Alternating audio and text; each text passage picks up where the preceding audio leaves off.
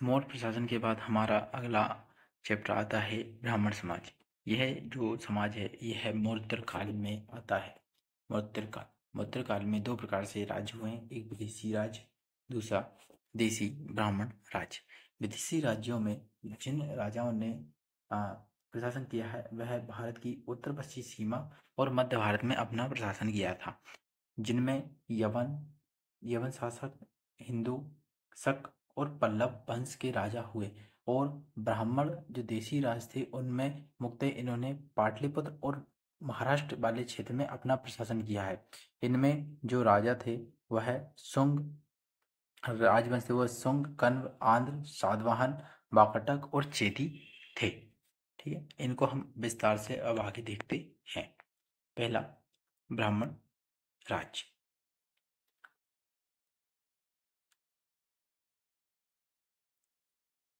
मौर्य साम्राज्य के पतन के बाद पाटलिपुत्र तथा महाराष्ट्र के 5 जो विकसित राज थे उनमें शुंग वंश, कण्व वंश, सातवाहन वंश और वाकाटक वंश हुए। इनमें शुंग वंश के जो संस्थापक थे वह पुष्यमित्र शुंग थे। कण्व वंश के संस्थापक वासुदेव जी थे।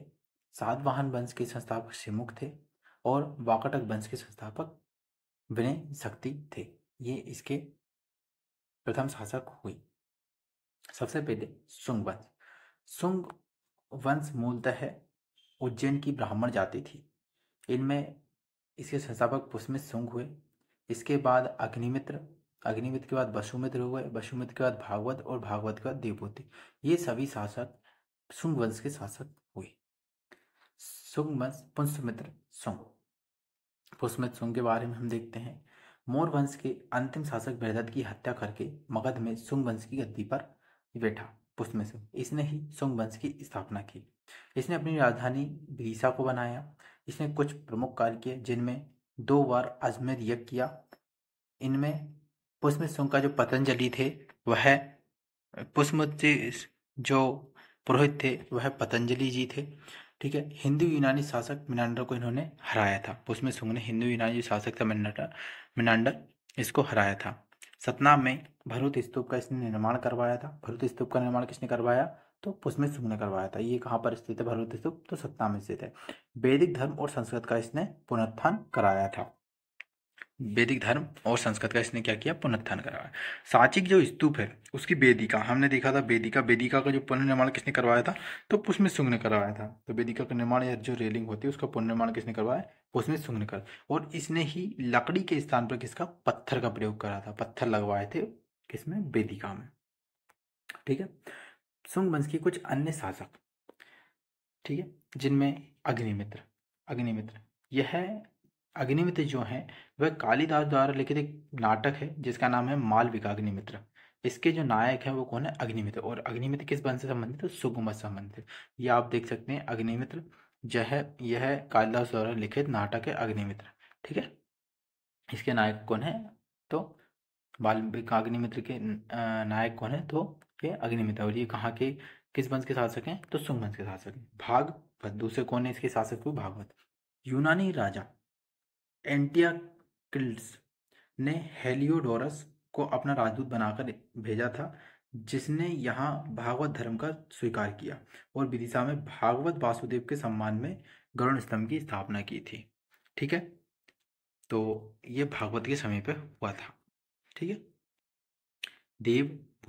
देवभूति भी शुंग वंश के शासक हुए। और देवभूति शुंग वंश के अंतिम शासक था। ये 73 बीसी में वासुदेव ने हत्या करके कण्व वंश की स्थापना की थी। वासुदेव ने किसकी हत्या कर दी? तो वासुदेव ने देवभूति की हत्या कर दी। देवभूति की हत्या करके वासुदेव ने कण्व वंश की स्थापना की। कण्व वंश 75 बीसी से 30 बीसी तक रहा। इसके संस्थापक कौन रहे? तो इसके संस्थापक वासुदेव। तो वासुदेव ने ही देवभूति की हत्या करके कण्व वंश की स्थापना करी। और कण्व वंश का अंतिम शासक कौन था? तो अंतिम शासक कौन था? सुशर्मा था। ठीक है, इसके बाद आता है थर्ड वंश जिसका नाम है सातवाहन वंश। सातवाहन वंश के कुछ राजा, जिनमें इसके सातवाहन वंश के संस्थापक कौन हुए? सिमुख हुए। इसके बाद अगले शासक हुए जिसका नाम था सातकर्णी फर्स्ट। फिर हाल हुए। हाल के बाद गौतमीपुत्र सातकर्णी। फिर वशिष्ठीपुत्र पुलमावी, फिर यज्ञश्री पुलमावी, और अगले जो हुए उनका नाम है पुलुमावी चतुर्थ। पुलुमावी चतुर्थ, ये सभी सातवाहन वंश के शासक हुए।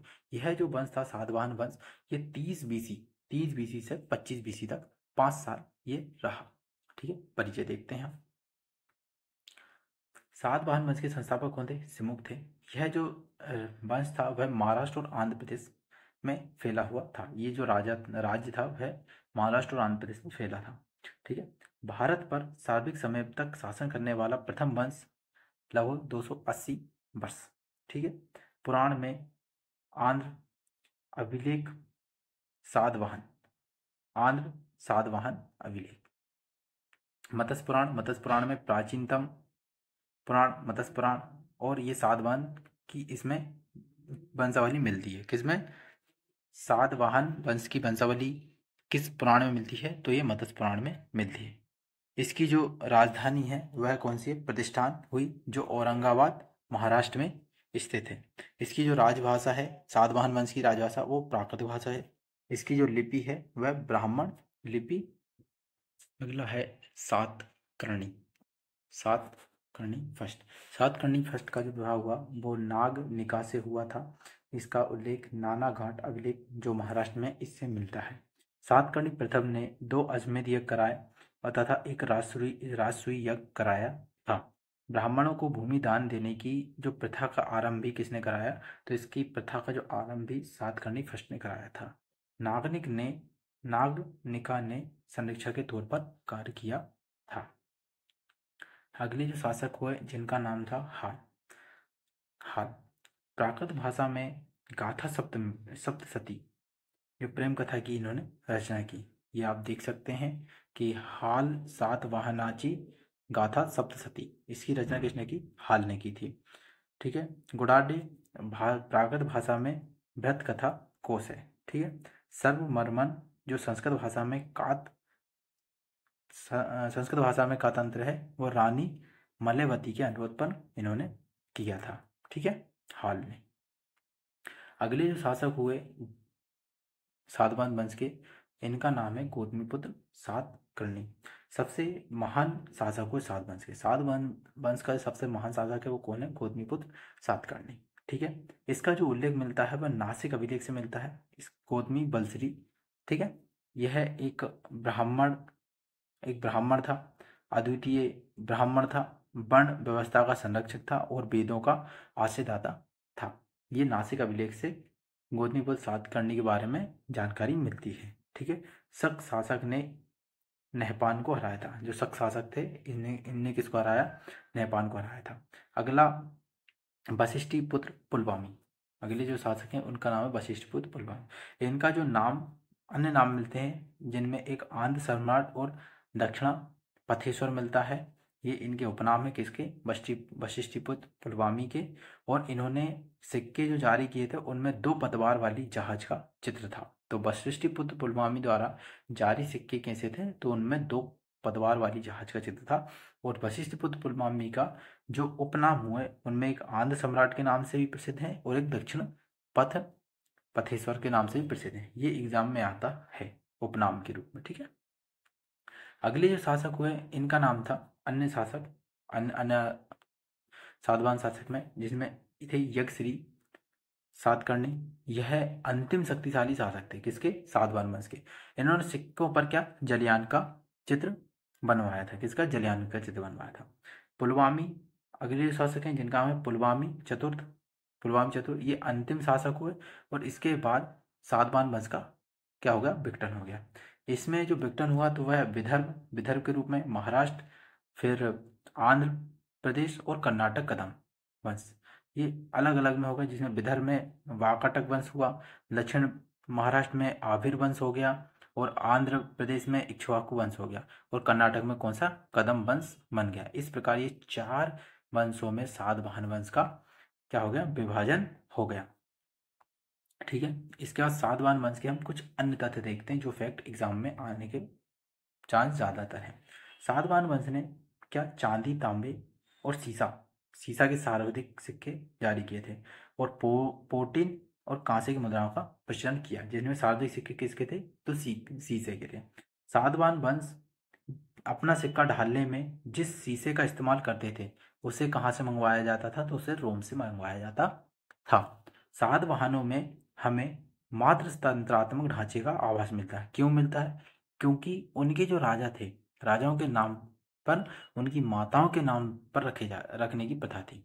जैसे गौतमी पुत्र, वशिष्ठी पुत्र, ये इनकी माताओं के नाम तो पुत्र लगा देते थे। तो इस प्रकार ऐसा आभास होता है कि सातवाहन वंश जो था वो मात्र सत्तात्मक था। लेकिन सातवाहन वंश राजकुल पितृतंत्रात्मक था, क्योंकि राज सिंहासन का जो उत्तराधिकारी होता था वो पुत्र ही होता था, इसलिए पितृतंत्रात्मक था।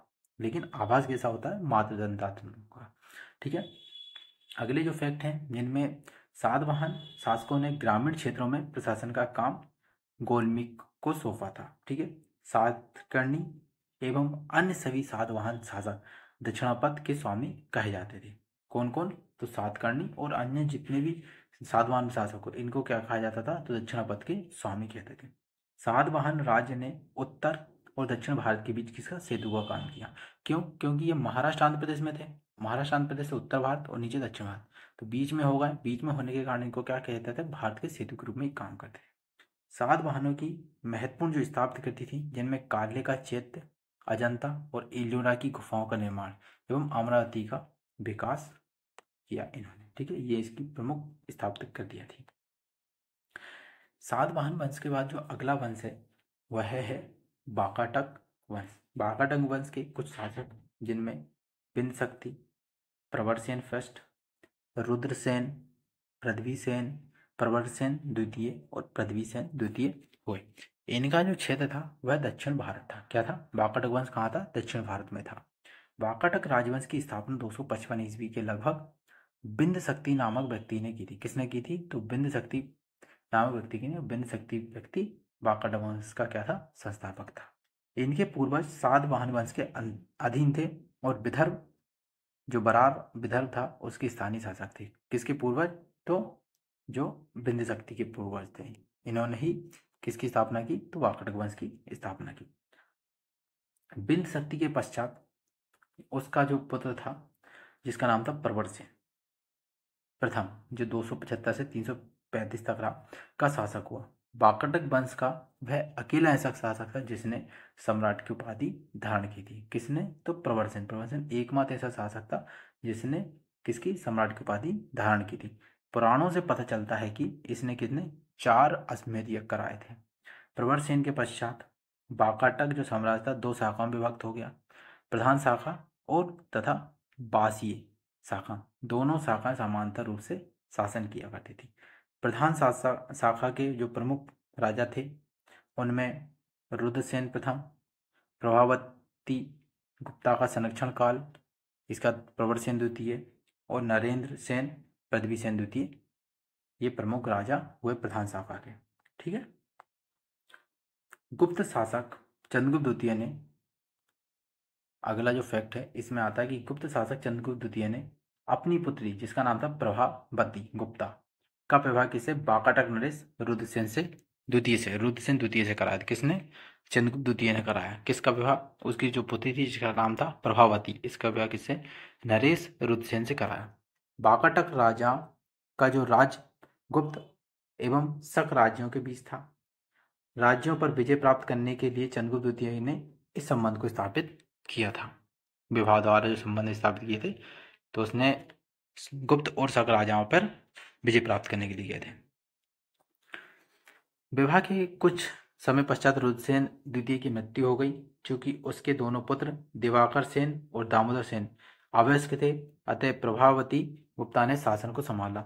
यह काल वाकाटक गुप्त संबंध का स्वर्णकाल कहा जाता है। किसका काल? तो प्रभावती गुप्ता का काल। ठीक है, प्रभावती गुप्ता के संरक्षण काल के बाद उनका कनिष्ठ पुत्र जिसका नाम था दामोदर सेन ने प्रवरसेन द्वितीय के नाम से गद्दी पर बैठा था। कौन बैठा था? दामोदर सेन। दामोदर सेन किस नाम से बैठा? प्रवरसेन द्वितीय के नाम से बैठा था। किसका? ठीक है, प्रवरसेन द्वितीय वाकाटकों की प्रधान शाखा का अंतिम शासक था। उसके बाद उसका राज वसीम शाखा के हरिशण के हाथों में चला गया। प्रवरसेन के बाद किसके पास चला गया? तो जो वसीम शाखा थी ना, प्रधान शाखा के बाद जो दूसरी शाखा थी वसीम, इसके राजा था जिसका नाम था हरिशरण, इसके हाथों में चला गया। ठीक है। वाकाटक वंश की, वाकाटक जो वंश था इसकी कुछ कला और जो साहित्य, इन्होंने क्या क्या कला निर्माण करा वो हम देखते हैं। तो वाकाटक वंश के राजा प्रवरसेन द्वितीय ने मराठी प्राकृतिक काव्य जिसका नाम था सेतुबंध, इसकी रचना किसने की? इसकी रचना प्रवरसेन द्वितीय ने की थी, जो वाकाटक वंश का राजा था। सर्वसेन ने हरिविजय नामक प्राकृतिक काव्य ग्रंथ लिखा। ठीक है, किसने इसे लिखा? हरिविजय। हरिविजय लिखा सवरसेन ने लिखा। कुछ विद्वानों का मत है कि चंद्र द्वितीय के राजकवि जिनका नाम था कालिदास ने कुछ समय तक प्रवरसेन द्वितीय की राजसभा में निवास किया था। वहां उन्होंने उसके सेतुबंध का संशोधन किया तथा बेदरवी शैली में अपना काव्य जिसका नाम था मेघदूत, इसकी रचना की थी।